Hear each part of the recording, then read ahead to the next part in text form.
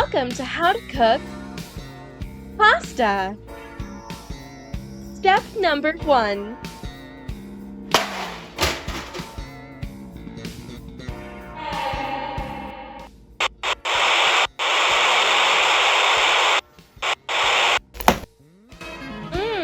Number 1.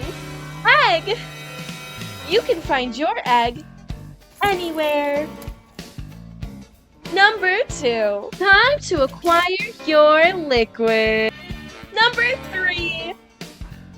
Pot.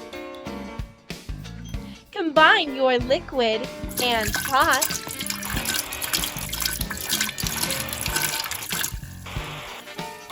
I'm so excited.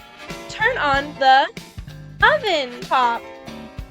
Wait for it to start boiling. Not yet. Watch and make sure it gets to an excellent boil or a rolling boil. Oh, it looks like it might be done. Add in your egg. Oh no, more waiting. 5 to 7 minutes should be the perfect amount of time. Look, it's done. And here is your glorious egg.